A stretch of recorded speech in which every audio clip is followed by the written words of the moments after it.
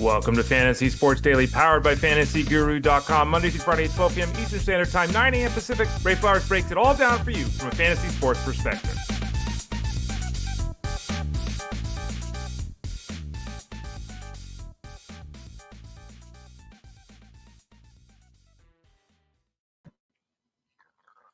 Morning, everyone. Ray Flowers of FantasyGuru.com. Hope you're doing well on this fine Thursday here as we get into the month of November in reality.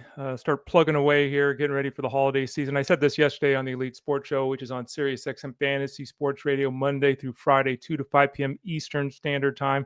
I'm with Jeff on Wednesdays from 2 to 5, which is why I'm not here. I'm here the other 4 days of the week, Monday, Tuesday, Thursday, Friday at 12 to 1. I said this on the show yesterday, and I'll repeat it here for a different audience, right? I know this is a hard time of year for some people. The holiday season's coming up, and a lot of people are dealing with things, depression, that kind of stuff. And, you're not alone if you're dealing with it. Try to stay positive, reach out to friends and family and coworkers. There's professionals you can talk to if you need to. But try to keep your chin up, right? It's a hard time of year for a lot of people. It should be a happy time. Let's hopefully we can have some success playing fantasy sports that will help lessen any concerns or issues you might be dealing with. But everyone, we're here for you. Heart out to all of you here in the holiday season. I'm Ray Flowers of FantasyGuru.com. Again, I'm here 4 days a week. I'm with Jeff Mans 1 day a week. Jeff Mans is there 5 days a week. So you listen to this show for an hour, take an hour break, and then for 3 hours, you listen to Jeff on SiriusXM Fantasy Sports Radio. You can find his work, my work, Justin Fensterman, who hosts on Wednesday, Rich Miletto, Tyler Beaker, who will be on today, Russell Clay, Armando Marsal, on and on and on. You can find all of our work over at FantasyGuru.com. Click the subscribe tab in the top right corner of the page. Just click it up there. Get signed up. We got everything going on right now at the site. We even have baseball. I got the free agent article that I talked about here. That's up, so you can track where your favorite free agents signed this offseason. We've got the MVP plan.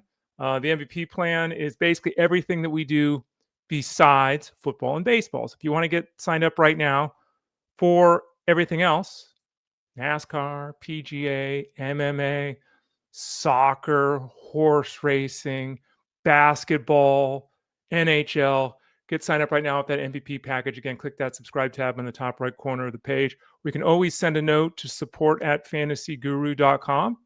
Support@fantasyguru.com. For those of you that have any questions, if you want to get signed up for this or that. Remember, we also have our NFL package right now, which is actually our football package, which includes college and NFL both. Put them together. You get all the college and all the NFL. And you get everything for one price, everything we do for seasonal football, DFS football, and wagering football. So if you're having success in one area but not the other, we can help you out. Maybe you're having success in two areas, but you want to try the third area, we can help you out. Maybe you've never done two of the three areas and you want to check it out. Support@fantasyguru.com. Lots of changes this year with the DFS model. So if you haven't been involved with us over at FG this year and you're used to the cash game breakdown, things have changed. So the cash game breakdown is still there at fantasyguru.com. Jeff Mann still writes that article, thousands and thousands and thousands of words every week, but the plan has changed. So maybe you want to get involved with us with the DFS side of things if you're looking to do that. Again, support@fantasyguru.com. Today on the show, we're diving into things. We're going to do an NFL waiver wire review. Obviously, it's too late to help you directly, but the idea being that we can review what people in leagues spent, what kind of the expectations are with these guys, and basically kind of get an opportunity just for us to have a jumping off point to talk about those players. We'll also do a worry meter segment here. I'll talk about a bunch of players, and a lot of them being running backs, a lot of them dealing with injuries. What are we doing with these guys? So we'll talk a little bit about that. We'll visit with Tyler Beaker in about 25 minutes because he's with us every Thursday at about 12:30 Eastern Standard Time. We'll talk the trade market, kind of wrap up everything there. Shaheed, Meyers, Mitchell, the three receivers that were traded. We'll talk a little bit about some storylines, especially at the quarterback position. And then we'll talk Thursday Night Football, Raiders and Broncos. Don't forget, Tyler also usually has a bet at the end of the day. So check that out, and we'll get to it. All right, let's throw it up on the screen here. Oh, and by the way, when I say throw it up on the screen, we've already seen comments. We've already discussed it. But 3 places you can watch the show live or on demand. You can leave comments and questions that we address throughout the show.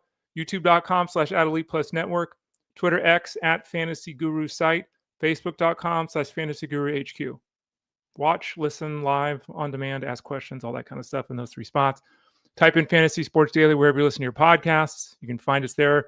save us, give us a good rating. That'd be nice. We'd appreciate it. And then finally, you can always go to fantasyguru.com and just top of the page there's that Elite Plus tab. Click on that and you should be good to go. All right, let's get in there. SiriusXM Host League, 12 teams, Super Flex League, $100 to spend. As you can see there, you can add players in this league for $0. Very important for all of you to know that. Some leagues don't allow you to add players for $0. Some leagues don't have open waiver wires after the FAAB process runs. So make sure you obviously know that part, but make sure you check the fine print and see if you need to have money to add players, because a lot of people get these questions like, I'm going to blow my budget to add this last piece. And it's like, well, good. Yes, I like that. I like that idea. I like that player. But if you can't add players for $0, it's week 10. You can't be just crashing out your FAAB budget completely if you can't add any more players the rest of the season. There's just too much football left to play. As we talked about yesterday, theoretically, we're at the halfway point of the NFL season, right? So, yeah, be cautious and make sure you're cognizant of what your league allows and doesn't allow. 3 added players. Davis Mills for $0. Not a bad ad.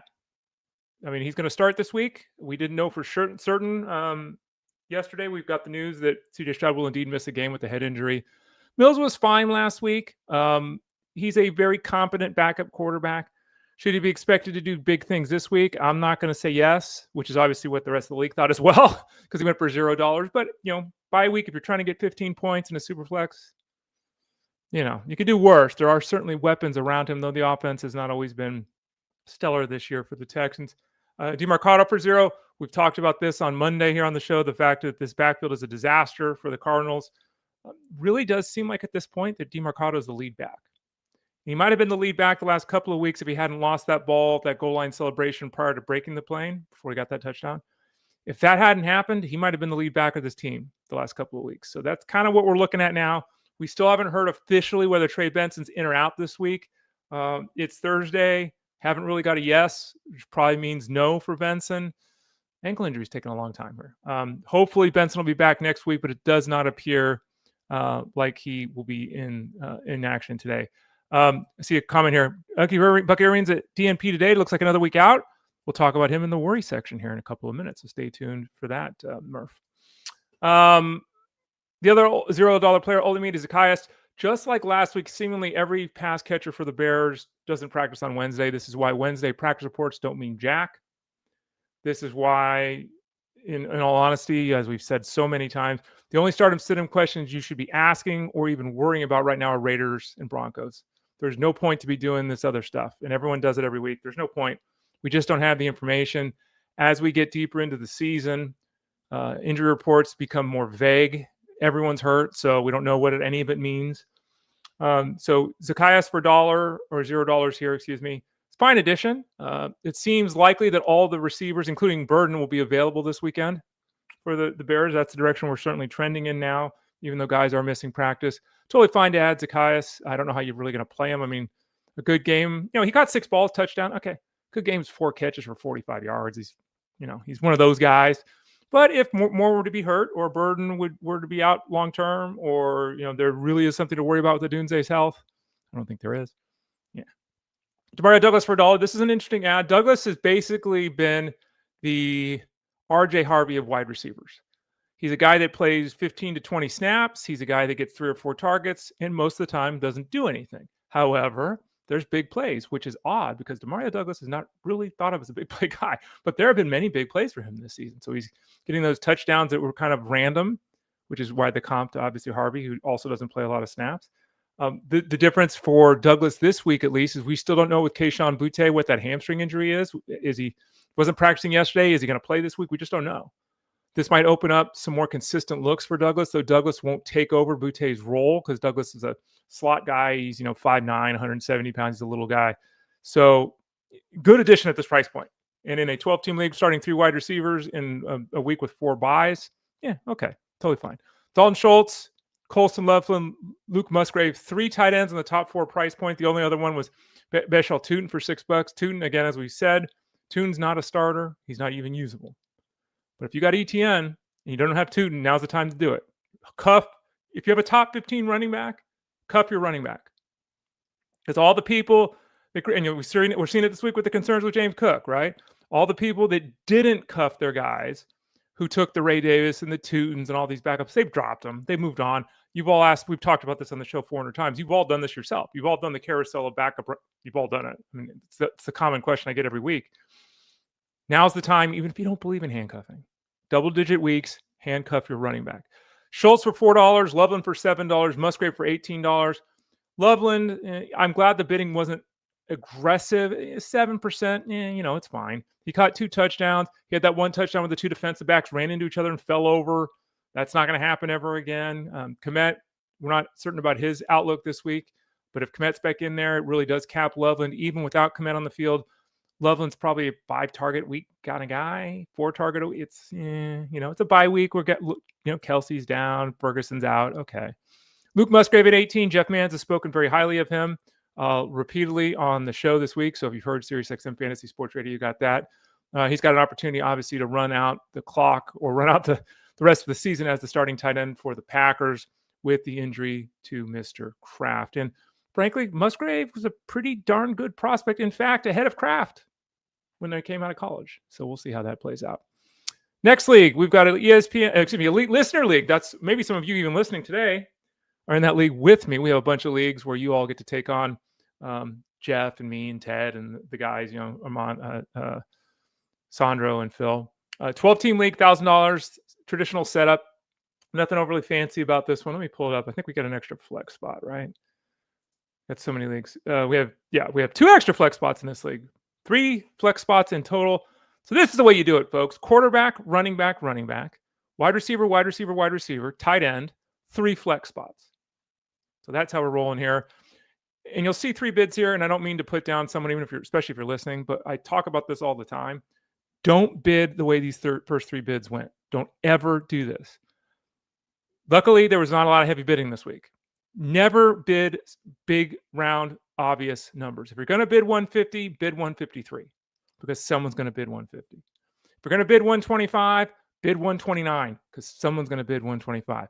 Don't ever bid 50. Always bid 52 or 54. Don't ever do those big numbers because someone, as we see right here, will do that. So be very careful. Luckily, it worked out this week, right? It worked out this week, but I would really caution people with that. I'm not really sure why Sterling Shepard went for 150. I don't know. We still don't know if Godwin's going to play. In fact, it doesn't look like he will. We know Evans is out. We get all that kind of stuff. But I mean, Sterling Shepard, what do we have Shepard ranked? 40-something this week? Let me pull this up real quick as we're talking here. Where we got Sterling Shepard? Where you at, Sterling Shepard? Oh, boy. Sterling Shepard, 56. We got him ranked 56 this week. Whew. Chris Godwin did not practice today, so he's not going to play this week. That's the way we're looking at it. But $150, massive overspend in my opinion. The number 2 bid was 17, so the league agreed here. Even if you had a big need for a receiver, there's got to be better options on the waiver wire than him. Musgrave for 13% of the budget here, so a little less than the last league. But that is a very fair price point, of course. The follow-up, and here, 2 of you in this, here we go. The winning bid was 125. The backup bid was 100. Oh, we'd add a little bit extra. It's just the right way to do this.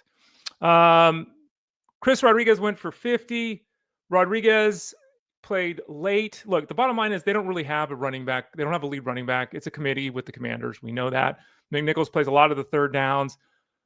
JCM is the lead running back. Rodriguez is not. Rodriguez had better numbers. Rodriguez, in fact, has had pretty good numbers this season, but Rodriguez did all his work late in the game last week. It was JCM who started the game. It was JCM who was involved for the first 3 quarters. No problem at all adding Rodriguez. You can't start him. No problem adding him, and maybe he takes over this backfield. So 5% of your budget, totally fine with that. Just keep in your expectations in check. He's just not a usable piece right now. Colston Leveland for 4%, pretty good. Demario Douglas for 2.5%. We just talked about him, pretty good. And Tyler Lockett, look, Jack Besh and Deontay Thornton, they're rookies, and there's been uneven reports about what the team is expecting and what the team is getting from either one of them. Lockett returns to his quarterback with Geno Smith. Lockett returns to his head coach and Pete Carroll. Lockett returns to a scenario where he's only got 1 wide receiver ahead of him in Tucker with the trade of Jacoby Meyers out of Raiderland. So again, for me, no, I'm not in on Tyler Lockett. It's just not, Would it stun me if he starts catching 4 or 5 passes for 58 yards a week? It wouldn't. It wouldn't. I don't know if it's the right move, but it wouldn't. So I'm totally fine with that price point. In fact, that's a pretty sneaky addition at that cost. Next up, and finally, the FSGA 14-team league. This is a very traditional setup. Quarterback, running back, 3 wide receivers, tight end, kicker, defense, flex. Only league I'm in that I still have kickers and defense. This team of mine couldn't have gone more wrong. To be quite honest, I'm 3-6. Everyone I've had has been hurt. Every backup player I've added has gotten hurt. It's just been a mess, led by Jaden Daniels and his catastrophic season. So this team is just, I'm pulling spare parts here. Now, I get back Garrett Wilson this week. We'll see how this goes. But I had to add Taysom Hill this week. Yeah. Travis Kelce's on a bye. So obviously, for some reason in this league, and we talk about this all the time, there's like 24 tight ends owned in this league. I don't get it. So bottom line is, the best tight end on the waiver wire, I think, was Jonnu Smith. And it's like, if I'm going to get Jonnu Smith, who's going to catch 3 balls for 30 yards, I just went for it and went Taysom Hill. We'll hope he gets a touchdown. I feel dirty as all hell. It's not on there because I made the move after we run the waiver wire in this league, and then we have the open waiver wire process. 14-team league, $100. You have to bid dollars to add a player through FAAB. You can, as I just noted, add players for $0 after FAAB runs before game action starts for the week. Luke Musgrave went for 7%. Lowest point in terms of percentage of any of the 3 leagues we've discussed. Failed bid for $3 for Musgrave was me. I didn't want to get too aggressive again because I've got Travis Kelce, but I gave it a shot. Bills defense went for 6. Woo! That's a high price point. Now, again, you can run the Bills out the rest of the season. That's fine. I went $3, I think, for the Rams last week. Okay. 6 is pretty aggressive, but if you got the money. Adonai Mitchell added for $5 here. Mitchell's not usable, obviously, this week, but he is with the new team, the Jets. He very easily could, and in fact should, take over as the wide receiver 2 on this team. Once he's up to speed, he is a field stretcher. He is not somebody who's going to catch 8 passes a week. He's going to be the Alec Pierce of this team, right? Which is where he's coming from. 4 catches for 75 yards and a touchdown. That's kind of what he's going to hope for. There might be a lot of 2 catches for 28 yards. So he's an uneven play, but for $5 in a 14-team league that starts 3 wide receivers, totally fine. Aaron Rodgers for $4. I actually bid on Aaron Rodgers this week because I lost Jaden Daniels. I think I had a $4 bid on him too. But I ended up just grabbing Marcus Mariota off the waiver wire for nothing. No one added Marcus Mariota. So $4 for Rodgers, $0 for Mariota. Give me the 0 for Mariota, which is how it worked out. Chris Rodriguez went for 3 here, so a little bit lower percentage-wise. Zacchaeus for $3, another guy. Jerry Jeudy, Dylan Gabriel doesn't throw to the wide receiver. Jerry Judy's been getting 26 yards a week, so Houston Texans for $1, Chase McLaughlin for $1, so pretty good moves there. So there you go. That's kind of the FAAB rundown. So let's go back to this page and talk the worry meter here as we get involved. We had about 10 or so minutes before we talked to Tyler Beaker. How concerned are you? Jacoby Brissett rate? Come on, what are you talking about? Kyler Murray was placed on the injury list. I don't know if he's hurt. I don't think he's hurt. I don't think we never saw a real injury in game. There was video of him from last week where he's moving around, throwing. It looks totally fine. I don't know if he's hurt. I don't know what they're doing. Something we've all said all along, Jacoby Brissett, it's been better. Okay, fine. Worry meter on Brissett is, he's an aging guy. He takes a lot of hits, doesn't run like he used to. He's certainly not going to throw for 250 yards and 2 touchdowns every week, which I think some people are kind of getting into the area of expectation at this point. So worry meter on, it's in the middle. He's been around for a long time and he can run an offense, but he's also just a guy, right? He's a very good professional backup, right? He's what Davis Mills hoped his career will look like. It's what Jake Browning hopes, but obviously he's failing. Had to have his career look like, okay. But I think a lot of people a little ahead of themselves with Jacoby Brissett. Rome Odunze played 80 snaps last week and had 0 targets. We talked about this, Jeff Mans and I, yesterday on the Elite Sports Show. The first pass of the game is going to Rome Odunze this week, most likely. He's definitely catching a pass on the first possession. And he's probably going to have 3 or 4 catches in the first quarter if they have multiple possessions. I have no concerns with Rome Odunze. Now, Rome Odunze started out scoring first 4 weeks of the season or whatever he scored, and then he hasn't. So they need to reestablish him. So my worry meter with Odunze is a 0 in terms of my concern. If my expectation was he's a wide receiver 1, like I know some people were, my worry meter's, it's there. It's significant. The Bears have weapons. The Bears' offense is uneven because of the way Caleb Williams plays. But don't be worried about Rome Odunze this week. Worry meter this week very low. He should be heavily involved again, I think, even at the start of the game. Brandon Aiyuk, Ricky Pearsall. The Niners, got to remember, Brandon Aiyuk at one point in time, we thought maybe week 4, then maybe week 7, then maybe week 10. We got news from Shanahan and the Niners that they anticipate that Aiyuk will play this season. So yet another reason, another example of why, if you are drafting a injured player, which Aiyuk was drafted everywhere, if you don't have an IR spot, and I don't have an IR spot, I only have an IR spot in one of my leagues. Like, I don't have IR spots. Be very careful. We have no real idea when Aiyuk is going to return. We just heard it's going to be this season. Great. Now, Ricky Pearsall, again, I don't know what the Niners are doing. Purdy and Pearsall have both obviously missed more than 4 games. They both should have been placed on the injured list. The team blew it with both these guys. They've wasted 2 roster spots. Ricky Pearsall, and we're talking about this off air yesterday. Ricky Pearsall got shot, literally shot last year during a failed robbery. And he missed less games than he's missing this year with a knee injury. I don't know. My worry meter with Pearsall and Aiyuk is a 10. Like, I have no idea. People keep asking me to make trades for Pearsall, and what do you think? I can't advise anyone to make a trade for Pearsall. I have no idea when he's going to play. By not putting him on the injured list, the Niners told us it would be 3 weeks. It's been 6 weeks, whatever the hell it's been, right? No idea. So super high. The Niners, if and this is what I also mentioned on the show with Jeff yesterday, a lot of people in the Bay Area are kind of disappointed. The Niners, who have a shot to make the playoffs, obviously, this season, they're in a division which is difficult. They're in a division with a bunch of strong teams. Rams have 6 wins. Seahawks have 6 wins. The Niners have 6 wins. Niners didn't make any trades. They lost another defensive player last week on the line, but they didn't make any plays. A lot of people are upset.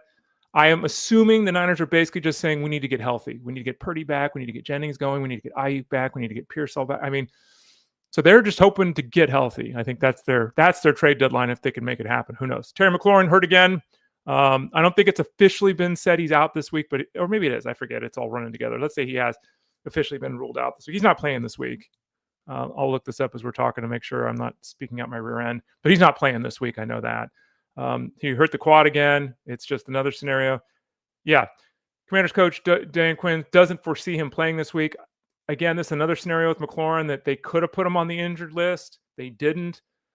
I've seen yesterday, I was getting questions about people trying to add McLaurin. It's up to you if you want to do something like this. Like, there's no advice I can give as an analyst on Ricky Pearsall, on Brandon Aiyuk, on Terry McLaurin. There's no advice I can give that's anything other than just an opinion. And to me, that's,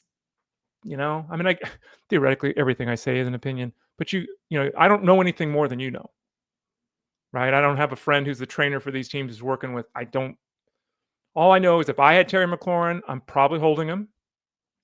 If someone dropped him to the waiver wire, I saw this question come up in Discord. If someone drops him to the waiver wire, sure, I'll add him. Am I going to make a trade for him? No. I have no idea if we will ever see the Terry McLaurin we drafted this season. We don't know when and if Jaden Daniels is back. We don't know when and if McLaurin is back. We don't know if he can stay healthy. He played 1 game, couldn't even make it through. So be very cautious with I'm going to trade. And I continue to see this, like Bucky Irving questions. We'll talk about him in a second. Bucky Irving getting these questions all the time. Omarion Hampton getting these questions like literally every day. And I'll say it this way. No matter who we're talking about, any of these players, it's a risk tolerance issue, 1. And 2, how is your team built? That's what this is all about. You got to get to the playoffs to win. If you're rolling along, you have 1 loss right now, make a trade for Omarion Hampton. Make a trade for Bucky Irving. Cool. If you're barely over 500, if you're 5-4, to be very, very cautious here. Rico Dowdle's got the leg injury. Really important to see if he practices today. He didn't practice yesterday. I don't think there's a lot of alarm or concern right now with Rico Dowdle, but he was, a little ginger at times in last week's game. He's had massive workloads here of late. I know everyone's just, plug and play with him, and that would be the case if he was indeed active again. But keep an eye on this. That's why, again, trying to set lineups early in the week. This might be a nothing burger. Dowdle might touch the ball 22 times this week. Also may not play. So it's a situation to keep in mind and keep a close eye on. James Cook, same thing. Might be a nothing burger. He's a veteran.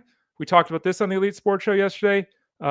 He had barely 200 touches last year. I think it was like 204 or something like that. He's on pace for over 330. He's on pace to literally have 50% more touches than he had last season. He doesn't need to practice on a Wednesday. So he might have just rested. Might be nothing. Might be injured. So, yeah, keep an eye on that one. But as of this point, I would expect him to play. Now, Bucky, Irving, Omarion, Hampton, Alvin, Kamara. The worry meter with Alvin Kamara is significant because the Saints stink. They got rid of Rashid Shaheed, who appeared to have the connection with Tyler Shuck. Odd timing there. So they really only have one receiving option of any kind of renown, obviously Chris Olave. They have Juwan Johnson, who I and many others kind of thought with Tyler Shuck, it's probably not going to be great. He's now their number 2 pass catcher. So he's probably still going to get volume because they don't have other people to throw the ball to. The receiving core is messy. In theory, they need to lean on the run.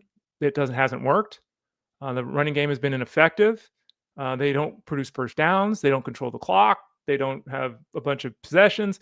So Alvin Kamara, so my worry meter on him is high. I didn't draft him in any league. I didn't even look at him in my draft. To be quite honest, I don't even remember any draft I was in where I was looking and I was like, oh, Alvin Kamara's there. Hopefully he falls to me. I just wasn't in.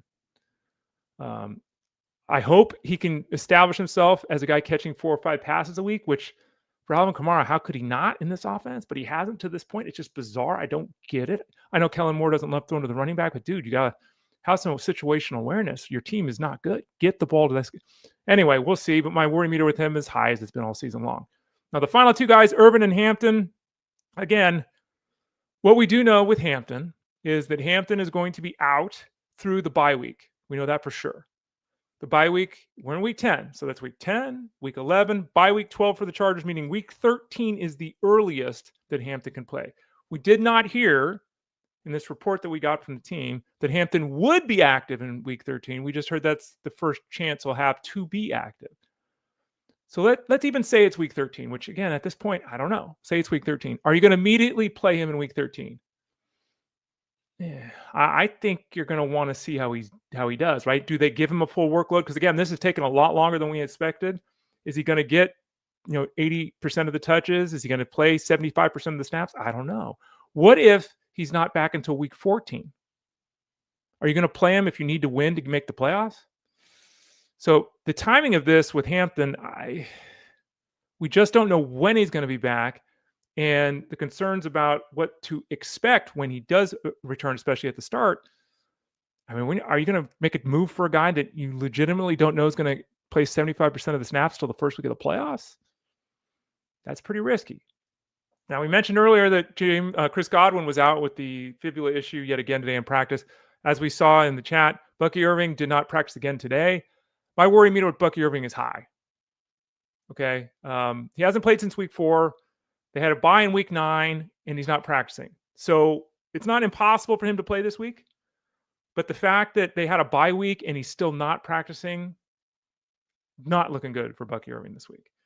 And, remember, Bucky Irving hurt his foot, didn't tell the team about his shoulder at all, didn't mention it until like Tuesday. Turns out the shoulder is more of an issue than the foot. I don't know. So Bucky Irving, and maybe he's out there this week. Maybe he surprised everyone, returns to practice tomorrow, plays a full game this weekend. Maybe this all happens. And remember, this week, the matchup for Tampa Bay is also not a good one. So for those of you saying, well, I got Rachaad White, everything's cool. Patriots are not a defense that struggles against the run. In fact, let me pull the numbers up. I think they allowed the 4th fewest points. They allowed the 4th fewest points to the running back position to the Patriots. That includes 3.1 yards a carry and 2 rushing touchdowns in 9 games. Ugh. So even if Bucky Irving plays, don't feel great about that. Do not feel good about it with Rachaad White if he's leading the way. So we'll continue to watch these storylines. But bottom line is here that a guy that's missed 6 weeks coming out of a bye week not practicing, really concerning stuff with Bucky Irving. Again, I'm Ray Flowers of fantasyguru.com. You can follow me on social medias at the Ray Flowers. You can find me here 4 days a week, Monday, Tuesday, Thursday, Friday. On Wednesdays, I'm with Jeff Mans on the Elite Sports Show on Sirius XM Fantasy Sports Radio. Jeff's show is Monday through Friday from 2 to 5 p.m. Eastern Standard Time. We have guests on this show every day, but Monday I go solo and review all the Sunday game action. All the other days of the week, we talk to our experts at fantasyguru.com. And we got our expert of experts here. He's with us every Thursday. You hear him on the Friday night live stream talking DFS. You often hear him on the Tuesday night live stream talking seasonal. He comes on with us and talks storylines in the NFL, as well as looking at Thursday night football. You can find him in Discord all the time. You can find him on social media at Tyler Beaker. It is Tyler Beaker of fantasyguru.com. So let's bring him in. The jerseyed one. How you doing today, Tyler? Good. What's going on, Ray? We're wearing a Raiders jersey today. I thought it was apropos to wear a Michael Crabtree jersey today when we've got a Crabtree versus Broncos matchup. Those that remember the Aqib Talib chain snatching a little saga there. Right. So playing some Raiders props tonight. So I figured I'd throw on a Raiders jersey for the show. Now, I don't have one, so I couldn't have done this anyway, but we could have, in theory, I could have had a Michael Crabtree Niners jersey on. There you go. Niners are my team, but I never got a Michael Crabtree jersey. Things are good, huh? You got a smile on your face. Sound pretty good. Things are going all right in week 10 here? Yeah. Good here. We are, halfway through the season. Seems like it's flying by, but with each passing week, it's another opportunity for us to make some money. So let's do that tonight here on Thursday Night Football. You got a bet for us later today, too? I usually do, right? Because it's for Thursday night. I know last week we kind of went off the script. Tonight it's a Thursday Night Football. Correct. All right, we'll get into that here in a few minutes. Tyler's kind of one of the lead guys. He and Jeff Mans and Ted Schuster, and we got a bunch of folks putting bets in over at fantasyguru.com. Remember, click that subscribe tab in the top right corner of the page if you want to get signed up. The football product right now gets you everything. Betting, seasonal, DFS. All three pieces, one price. Send an email to support@fantasyguru.com. I thought we'd talk a little bit of kind of the trade market here. We've discussed it on the show as it was happening. We actually got a chance to talk about some of this movement during the show with Armando on Tuesday, but wanted to wrap up three scenarios with wide receivers. First off, Rashid Shaheed to Seattle. Lots of connections there. Lots of people getting excited about Shaheed. What is Shaheed's role in Seattle? Is he going to produce more than he did? Is he going to produce less than he did with the Saints? Because he got a lot of volume there with New Orleans Saints. I don't know if he's getting that same volume here with Seattle. Yeah, it was great volume, but it was also a much more lower average up the target volume with the way that we were seeing Spencer Rattler play. The change to Shuck, I think, was naturally going to lead to further balls down the field as the season progressed. Yep. But now we've got that opportunity now in Seattle, where we've got a very potent passing attack here. Clinton Kubiak, we see that reuniting of Shaheed going back to Kubiak. I expect him to win in a lot of the vertical game, a lot of the play action game specifically, where we've seen a lot of spike weeks from JSN as of late. I'm not saying that we're going to lose the ceiling that we've had from JSN, but top three may move the expectation to maybe more of like a top 12 kind of rest of season outlook for JSN. With Shaheed coming in and taking over some of those Cooper Kupp snaps where we were just seeing a lot of dusty routes, I expect some more vertical games in there with Shaheed with his style of play. It does kind of throw a wrench in any kind of progression for Torrey Horton, who is expected to be a big waiver wire add this week with the Kupp injury. Not anymore. After that 2-touchdown game, I think we're probably going to see him back to that wide receiver 4 status. The good news, though, is Kupp's a little banged up. Jake Bobo is a little banged up. So we've got some opportunity here for one of these guys to break out. I am expecting it to be Shaheed, though. So you're right in terms of the volatility. It'll certainly be more up and down. But I do think the ceiling games could be more in abundance here in Seattle. Scott's got a question. I have to know, Ray, why is Josh Jacobs against his current team as your background? It's the first time I've checked in a while. I do a new picture every week in the background. I am going through the oldies. So most of the photos that I am posting are from like the 2021 season, I think it is. I'm in 2022 season right now that I'm in. So there it is. Yeah, there's Josh Jacobs against his former, now new, I guess not his former, his current team, the Packers. I don't know. It's been a while, Scott, because they're all that way. Everyone this year has been from the past. I don't think I've had a current photo up this season. But I appreciate you joining us again. And Angela says it's because it's better looking than his air vent. Yeah, my air vent he hasn't made an appearance today, the air vent. The tech is working today, Tyler. Sometimes it doesn't. So you're a good luck charm. I like to keep you around on Thursdays. Thanks. You never know. You never know the tech sometimes. Jacoby Meyers to the Jaguars. Let's talk about this from both sides of things. Let's start out with the Jaguars side. Obviously, they add Meyers. We're hearing rumors that the team, doesn't look at him as a rental. They'd actually like to keep him around. We know that Hunter's on the injured list. He's going to miss at least the next 3 weeks. We don't specifically know if Brian Thomas is going to play this week or not with his ankle injury. Parker Washington, we heard, is going to play out of the slot, which is kind of the home of Meyers, so he can play outside. What are your expectations for Meyers with the Jaguars, and would you play him under any scenario this week? He's only going to be with the team for a few days. Yeah, Meyers does have that inside-outside versatility. I think it's a big add for this team that was definitely going down the wrong path with all those banged-up, injured wide receivers. I will add that he also has, I believe it's 4 drops over the last 3 seasons combined. So massive change from what we've seen from Jacksonville, where it's been Dropsville with the population, everybody.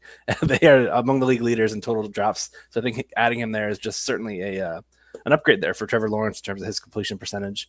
But I wouldn't be shocked to see him play more outside with where Washington excels as a slot guy. That makes a little bit more volatility here in terms of the matchup for the specific week against Houston. I would imagine we see Meyers spending a good amount of time against Derek Stingley, which is a tougher matchup on the perimeter. A little softer in the slot for Washington, who's coming off a big volume game, like back-to-back big volume games, 19 total targets for the last 2 weeks combined. So he's a guy that I do think is very interesting, probably more from like a DFS salary saving lens than a redraft start sit. But we have 4 teams on bye, including some potent offenses. So if you're struggling for a flex play, I do like the idea of going toward Washington as a flex. Meyers probably more in that.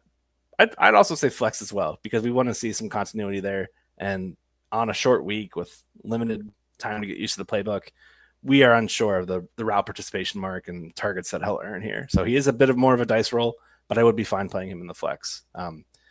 This team, Jacksonville, going up. I mean, that was a wild game they're coming off of against the Raiders that went to overtime. So right. I'm expecting them to come back down to earth here in this matchup here against Houston, the Davis Mills-led Texans. Speaking of the Raiders, you've got the jersey on. We've got Father Time, Tyler Lockett there, according to Murph. What, on the other side of things, going back to the Raiders, obviously they lost Jacoby Meyers. They made an interesting switch last week. They went from 11 personnel as their base set to 12. And so we saw Meyers and Bowers on the field all the time.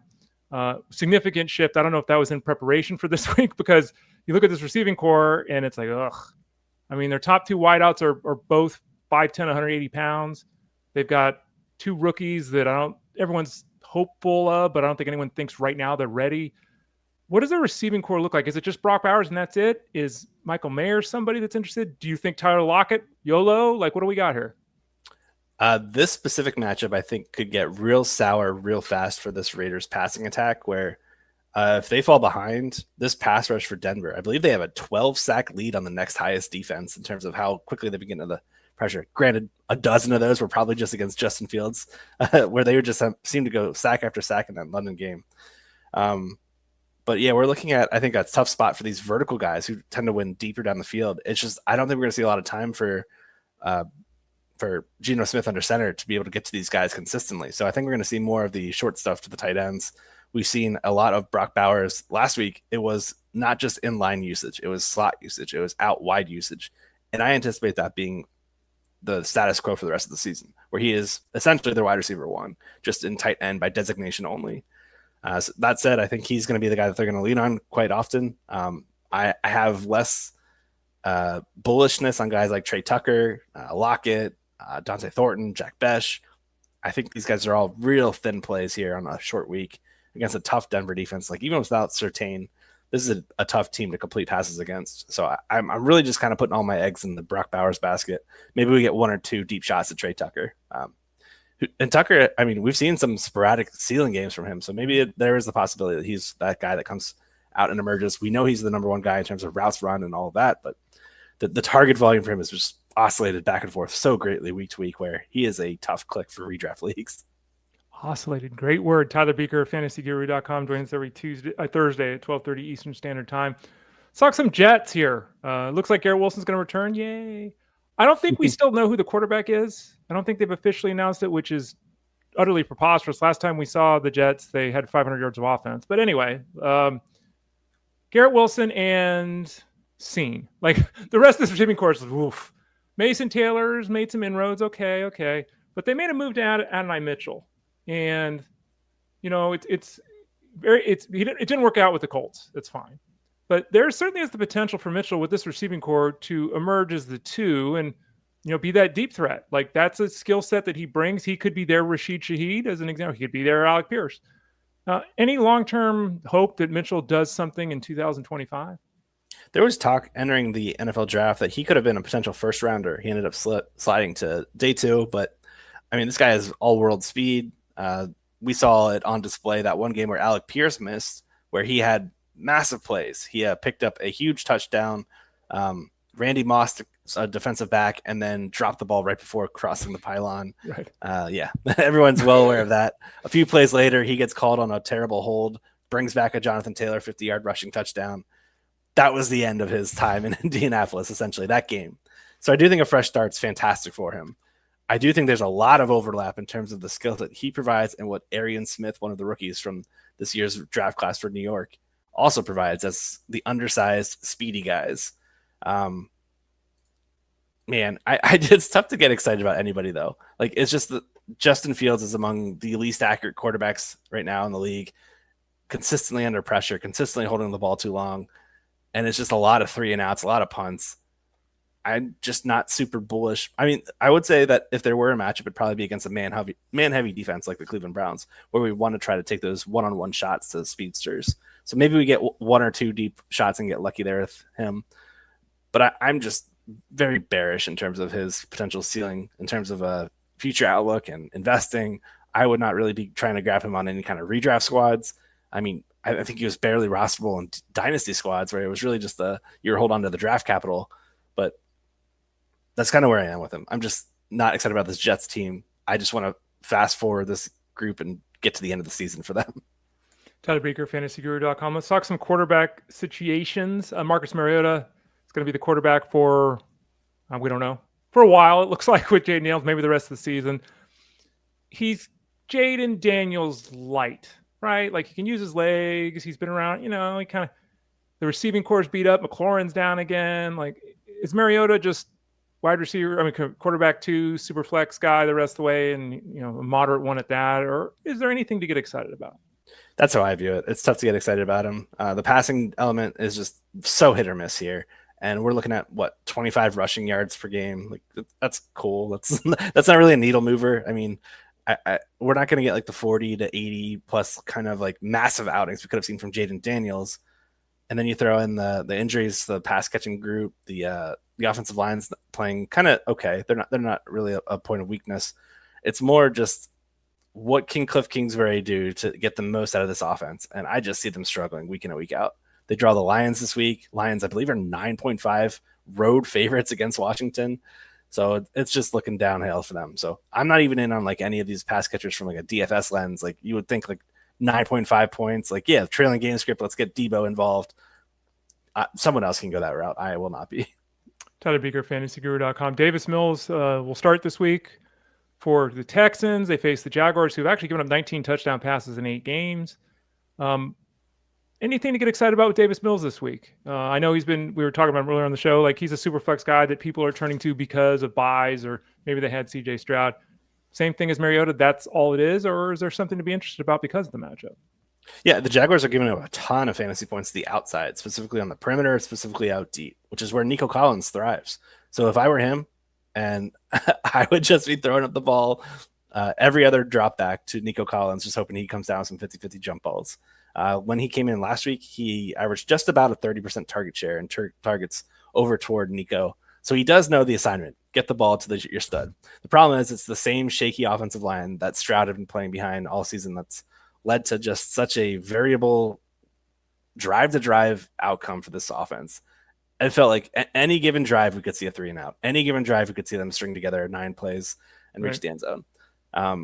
So I think that maybe that variability spikes now with a guy like Davis Mills under center, but I do have some optimism for Nico, at least for maintaining his fantasy value. The other guys, yeah, we got some problems here.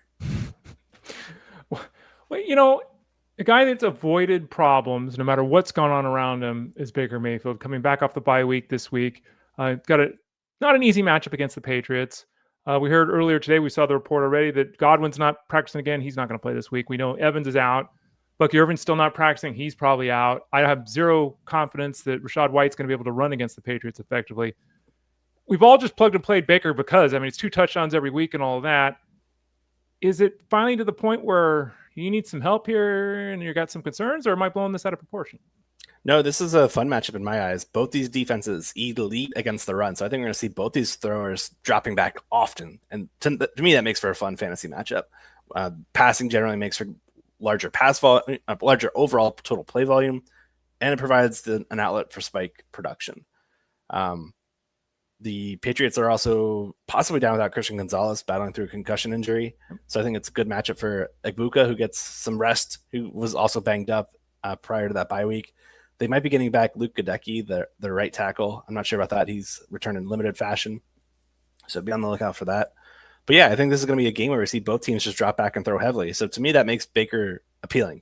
Anytime we get Baker in a shootout, I'm excited. This game, I think, is 47, 48 points. So it's up there in terms of one of the high-scoring games for the week.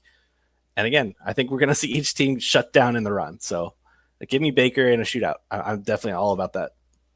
Tyler Beaker, fantasyguru.com. By the way, the rankings support that over at FG. Daniel Jones. Daniel Jones actually leads the NFL in passing yards right now. So let's put that out there. Daniel Jones was a nobody. I've told the story many times in my dynasty league, 12 teams, 50 roster spots, full NFL squads. I took him in the 33rd round this year. No one cared. Okay. First couple of weeks, he's a star. Last week, horrendous. Now, he threw the ball 50 times. I think he had 340 yards passing or something because he threw the ball so much, but 5 turnovers. Now, everyone that thought they had a lockdown quarterback one, there's some nerves now. And you look at this matchup against the Falcons, and the Falcons have been a defense that has held the quarterback in check for most of the season too. Where are we at with Daniel Jones? Is he a quarterback one? Is he a back-end quarterback one? Was it a 1 week? Did you see signs of concern? Where are we at with Daniel Jones? I'm excited, actually. So last week they played against the Steelers. They played a lot of single high coverage. They now face the Atlanta Falcons. This is the Germany game. So this will be your early wake-up call for Sunday morning. Not for me, because I'm not getting up at 6. Anymore. That's fair. I used to do it every week for tweeting and all that, but I don't do it anymore. I do like the spot, though. The Falcons play a very similar style of defense to Pittsburgh. If we just get turnover variance going in the other direction, where 5-6 turnovers, if that goes away, I think we're looking at a possible shootout here between these two teams. The Falcons, they are giving up the fewest passing yards per game, but we also have like strength versus strength coming into play here, with Jones being a very good adept passer, very good against single high specifically, very accurate, top 10 in completion percentage over expectation, number 2 in yards per attempt. And this Falcons defense is a unit that will give up touchdowns. They're top 10 in passing touchdown rate.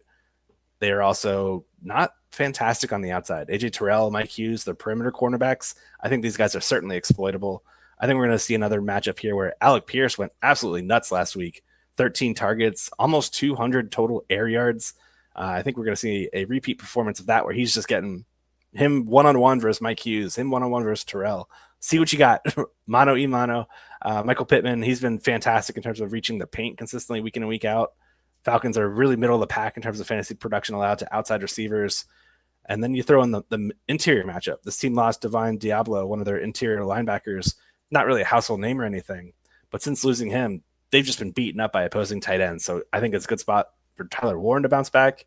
Slot cornerback Billy Bowman's also banged up, so maybe Josh Downs gets in the mix. So collectively, throw in the fact that I think this is also a potential shootout, I'm kind of into Daniel Jones this week as a top 12 play. Tyler Beaker, fantasyguru.com. Let's talk a little Thursday night football, Tyler. We had you discussed earlier the kind of the passing attack of the Raiders. We talked Bowers and the receiving corner and everything. What about Ashton Genty tonight?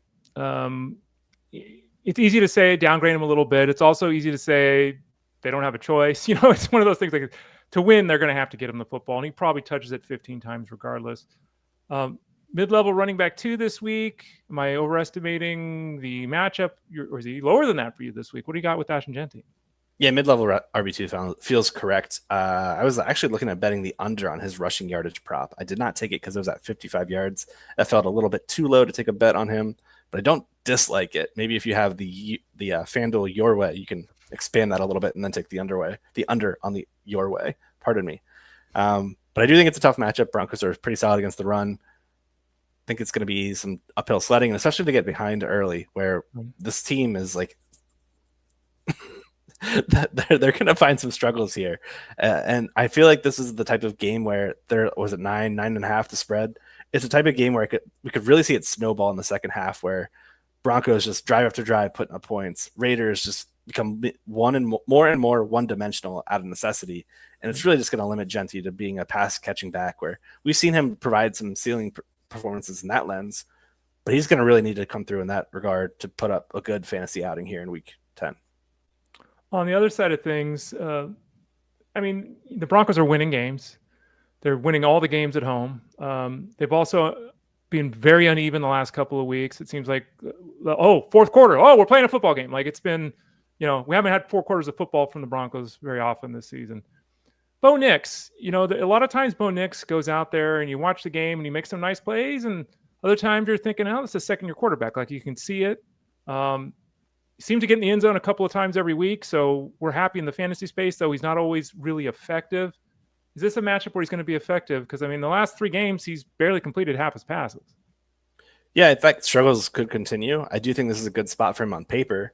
The Raiders specifically are a team that's a top 6 in pass rate over expectation against. In other words, teams are shifting to the pass when they play against Las Vegas because they're a little bit more stout against the run than they are against the pass.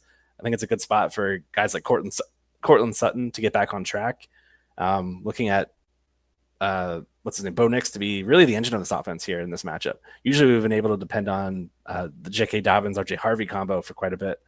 I do think there could be some struggles here for these types of matchups here where, unless it's blowout game script, which it could be by the time we hit the fourth quarter, I think we're really going to see this lead established through the arm of Bo Nix. So I do like him for this matchup here. Las Vegas pass defense, nothing to write home about. They are really struggling also on third downs in terms of third down defense. So we're going to see a lot of long, drawn-out drives here by this Broncos team. And as long as we don't see like Bo Nix suddenly forget how to throw the ball, which, I mean, we saw the inaccuracy last week. It's certainly possible. I'll just say it's a far different defense here. Him going against, was it Houston they played last week? Houston versus this Las Vegas group here. Who is the number 1 receiver for this team, Sutton or Franklin? And does one of them have an obvious edge tonight that you'd like to exploit? Yeah, I mean, it's been like a 1A, 1B here. And I think what we do know definitively, Sutton is the far superior player. He's averaging just about 64 receiving yards per game with Nix under center. And the Raiders have really struggled with outside cornerbacks all year long. I think it's a good spot for both these guys. We have got some good splits as well for Franklin against cover 3 specifically, which the Raiders run pretty often. So I think both these guys are in good spots. Namely in the efficiency lens rather than like the volume lens, because again, I think we could see this team throwing in the first 3 quarters and then that fourth quarter just icing it away. But I do like Sutton. I do like Franklin. I'll probably be playing both these guys in start-sit formats. A quick question about the backfield for the Broncos. Everyone loves R.J. Harvey because he's got 5 touchdowns in 3 games. Like, duh. Scoring a touchdown every 4 touches. Not possible. Not on the field. Not really involved in the offense. A lot of people seem really concerned about J.K. Dobbins and his role. J.K. Dobbins' role has not changed at all. It's not at all. Playing both these guys tonight, is R.J. Harvey a flex option only? Is R.J. Harvey someone you can start every week? Is he someone that you only start in the right matchups? Like, talk us through the backfield because a lot of people have some questions about it. Dobbins is boring. He's the vanilla ice cream, but he's your 15 carries, 70 yards, and he's got a 50% chance of reaching the end zone. So in those weeks where he scores, you're happy. The weeks where he doesn't, you're kind of like, oh, God, this is like barely a top 24 play. One catch for 9 yards, whoopie-doo. Yeah, we'll throw one of those in too every now and then. Harvey will get more work in the receiving game, sure, but he's still like, I know the touchdowns were there, but he's consistently been a 25 to 30% snap guy. He's just not getting on the field a ton. So to me, that's just not even flex worthy. I think you're only playing him in a pinch if you're like really stuck or you've got a bunch of running back injuries or a bunch of players on bye week that are all coming together at the same time. Outside of that, I'd have zero reason to start Harvey this week. I've got him in multiple squads. He's firmly on the bench here, keeping it warm. Tyler Beaker, fantasyguru.com. Tyler, you always have a bet for us. And there's a whole bunch of bets Tyler puts out each week. And over at fantasyguru.com, you can click that subscribe tab in the top right corner. You can send an email to support@fantasyguru.com. I know a lot of places say, here's the bet, just do it. It's not what we do. Tyler gives explanations. All of us actually do that when we place our bet. So you know what we're thinking, why we're thinking. And he's going to explain one of those bets here tonight, or today, excuse me, this morning, tonight. Look at me, I'm in radio mode. Today on the show, what do you got, Tyler? Yeah, I'm sticking with the Raiders jersey. I like Devin White. He's their starting inside linebacker for the Raiders. Over 8.5 tackles and assists. On DraftKings, grab that at -107 right before the show started. I think we're looking at a volume spot here for this Broncos offense. I mentioned the Raiders' past defensive woes. They are bottom 10 in total EPA per play, bottom 10 in success rate, 30th in third down conversion rate. They're 25th in plays against. That all adds up to a lot of volume and opportunity on Denver's side of the ball, which is great whenever we're attacking a linebacker's tackle props. It means that it's going to be a lot of opportunities for Devin White to get in on the tackles. He is number 6 among all players in total tackles this year, 80 total through the first 9 weeks. And we've seen numerous linebackers clear 8.5 tackles and assists against Denver and losing game scripts, which I'm expecting this to be for Las Vegas. So I think we've seen 1, 2, 3, 4, 5, 6, 7, 8 different players have cleared 8+ against Denver. So I'm projecting 10+ for him. So it's a good spot there. I would get this specifically on DraftKings because there are some books that offer it at like -140. So we're getting a massive change there and a -107 bet. So get in now because DK will probably be changing these odds within the next few hours. Tyler Beaker, fantasyguru.com, again, always has bets, part of the DFS package at fantasyguru.com, part of the seasonal package at fantasyguru.com, and part of the betting package. Tyler does it all for us over at FG. Let's look at a couple comments here. We got one from Martin who says, Ray, I know you don't like rostering 2 tight ends. I don't. On one team that Martin has, he added Luke Musgrave this week, and he already had Mark Andrews. Do you have a favorite between Musgrave and Andrews this week, Tyler? Do you have a favorite the rest of the season? And would you hold both guys, or do you agree with me, one tight end is usually the right way to play it?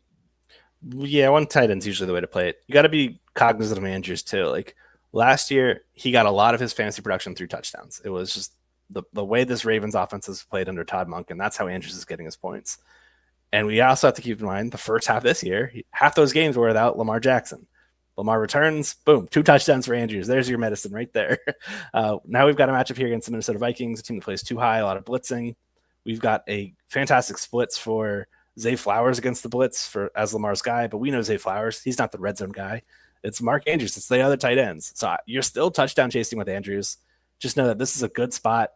Ravens versus Vikings indoor in Minnesota. I think there could be some points here, specifically on the Baltimore side, where we've seen some big outings from Lamar against Brian Flores and company. I'm expecting this to be one of those matchups here where, unless we see him sell out and do a lot of cover zero, full-on man blitzes, this should be a good spot for Lamar Jackson and company to keep up that production we saw last week where they threw for 4 touchdowns. Gavin Linden's got a question about the backfield with the Chargers, and this one is interesting. I know you're not as big a handcuff guy as a lot of us. I know that's not always a place that you end up, Tyler, but we're obviously in a scenario that if you handcuffed Hampton, you probably grabbed the wrong guy because it ended up being Kamani Vidal was on the practice squad. Kamani Vidal takes over, has a couple of nice games, has a couple of uneven games. Jarrett Patterson's, some people are talking about Jarrett Patterson now, probably because we got the report, as we discussed on the show earlier today, that Hampton's going to be out until at least week 13. So the question becomes, if I have Vidal, do I handcuff him with Patterson? Because we're looking at least 2 more games for the Chiefs, the Chargers, at least 2 more games where it is these 2 backs. Is Vidal still the leader in the backfield? And would you add Jarrett Patterson if you had Vidal? I would not be looking to add Patterson. I believe there are far better players out there on waiver wires. Keep in mind this Chargers team, top 5 in pass rate over expectation, also operating without both starting offensive tackles for the rest of the season. It's not really great in terms of the run blocking numbers there. I'm probably just going to avoid Patterson entirely. It looks like Haskins is banged up pretty darn well. I don't know about IR. I missed that. He got placed on IR. He did. Okay. Yeah. I still would stay away, to be honest. I think there are better plays out there on waiver wires. Yeah, Slater's on the injury list, been all year, and Alt just went on it this week, as Tyler mentioned. That those are 2 really good offensive linemen they're without. Ethan B says, assuming Swift comes back this week, I'm assuming he does play this week, but assuming he comes back this week, is there any worry of a split in the backfield? This has become kind of a hot topic question. Some people saying flat out that Monungai's taken over the backfield, and then in the next sentence they say, oh yeah, but the Bengals do suck against the run. Yeah, they do. Any of the guys that the Bears started last week were going to have success against the Bengals. Where are we at right now? Do you think Swift plays? Give your guesstimate on that. And when he is back this week moving forward, is he still the lead guy? Is it a 2/3, 1/3? Is it a 50-50? Or is it a Monungai backfield now? Yeah, we have to keep in mind Swift had been battling this groin injury for multiple weeks. It came to the point where I thought we'd actually look at him possibly doing an IR stint, kind of like what we saw with Kyler Murray, where quote unquote IR. Yeah. I'm not sure if we'll see that with Swift or not. Did you get reports that he's back to practice? Back to practice yesterday. There was some video of him moving around. It looked fine, Okay. but Okay. we Yeah, I didn't Kyler do my Murray due looked fine on diligence the there. video from last week too. To your point. Fair enough. Yes. So with the groin injury, we've kind of seen a very ineffective Swift, despite the offensive line grading out very well in terms of run blocking this year, which has been very puzzling to see the dichotomy there of like one doing well, the other one doing poorly. And then we throw in the fact that Kyle Monangai ran for 26 carries and 1 billion yards last week against Cincinnati. He's got another great matchup here against the Giants. They cannot stop the run. These these top three pass rushers are huge in name, but they're not showing up in terms of rush defense. You throw in the fact that this defense plays a lot of man coverage, and they could be down both their starting cornerbacks, one of their starting safeties. I think it's a bad spot for this whole Giants defense here in totality. And with Swift coming off an injury, there is a good chance this week that we do see some kind of split. But I wouldn't go so far as to put the cart before the horse with Monangai being the new guy as the RB1. I think that's a little bit getting ahead of ourselves there.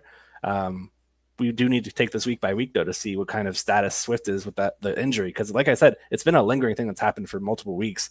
Just for him to take one game off doesn't mean he's suddenly going to be back at 100%. So I'm very curious to see what we get reports-wise for Thursday and Friday in terms of his status. Should he be in full? I'm playing Swift. If he's limited in any regard, then I think Monangai is probably going to be one of the DFS values of the week. Doc's got a question about the quarterback spot. Lost Jaden Daniels, doesn't want to carry two quarterbacks, wants to make a decision, which I appreciate and approve of. Has Caleb Williams and picked up Sam Darnold, and obviously you see McCarthy and Mariota. So there's 4 quarterbacks here that are potential options. I know Tyler's not going to say go Mariota. We've already talked about him.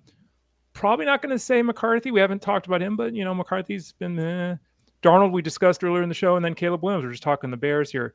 You have an obvious favorite if you had to choose just one of these guys: Caleb Williams, Sam Darnold, J.J. McCarthy, and Marcus Mariota? I truly do not. I think these are honestly matchup-based plays where they're not really top 10 options. They are in the QB 11 to 18 range. It could be varying even later for a guy like Mariota, depending on the week. But Darnold's the guy that immediately pops out to me in terms of the guy that I would prioritize. Caleb Williams is just so like when the play is within structure and it happens quickly, he's able to execute it. It's whenever he's got to go through multiple reads, he is dead last in the league in time to throw. And you see it often where it's just like, get rid of the ball, man. Yeah. Spinning around, trying to buy time, trying to do whatever he can. He's athletic. He'll run for some sporadic gains, which is great. I think that's maybe something that you can hang your hat on, but there's also some times where you're just like 3/4 of like 10 fantasy points, and then maybe that fourth quarter he shows up and puts it on. But I think you're really smart just holding on to Caleb and Darnold and just playing both these two week to week based off matchups. That's how I would play it. A couple of notes here from the listeners. Martin says, appreciate the explanation with Tyler's bets. And Doc also said, same, big fan of Tyler's bet write-ups. He puts a lot of thought and reasoning into it. Yeah, and again, Tyler, talk through the process real quickly. I kind of hinted at it. It's not, you actually explain things with a paragraph of words. Yeah, it's all usually data-backed plays. I mean, every now and then I'll have a hunch play, but that's usually not something that I'll push out. It'll be something I play on the side. But yeah, I try to have everything backed with reasoning, data, matchup, pace of play, play calling. All these things that go into my game script article are basically just regurgitated into a paragraph for a betting blurb. Yeah, so if you've read any of my content, you'll see a lot of that stuff rinsed and repeated in terms of what's on the Discord there in terms of our player bets. But yeah, we've got reasoning behind everything. We don't just fly by the seat of our pants. We're not throwing out 5-unit max whale plays because we feel like it. They're all well researched and well taked plays. So yeah, I'm very proud of what we put out there over at Fantasy Guru. And remember, you can go to fantasyguru.com right now, click that subscribe tab in the top right corner. If you have any questions about any of the packages, send an email to support@fantasyguru.com. We've got a great deal going on for the rest of the regular season. DFS, seasonal, wagering, all 3 things we do, normally $600. All 3 things we do, all one price now. And it also includes college football. So you get all the football coverage we have, Discord rooms, articles, rankings, all that kind of good stuff. Send an email to support@fantasyguru.com. Tyler, as always, Thanks for joining us here on a Thursday. Thanks for going a little bit extra. Good luck tonight. Good luck this weekend. And you'll be on doing the live stream tomorrow night, talking some DFS over at FG2, correct? That is correct. Guest to be determined. I've swung out and missed on a few people have asked already, but we will find out who that is in the very near future. That's my job this afternoon. But yeah, I appreciate you guys all tuning in. This was a fun little breakdown here of Thursday Night Football. Good luck, everybody, and I'll see you next week. For Tyler Beaker, I'm Ray Flowers. We'll be back here on the show tomorrow at 12 o'clock Eastern Standard Time. Remember, 2 to 5 Eastern, Jeff Mann's show, Elite Sports on SiriusXM Fantasy Sports Radio. Go to the website, ask the questions. Tyler and I are always in Discord. We're always putting out content. My article just went up, my matchup report. Tyler's matchup looks. What's the title? I'm drawing a blank, Tyler. It's game script.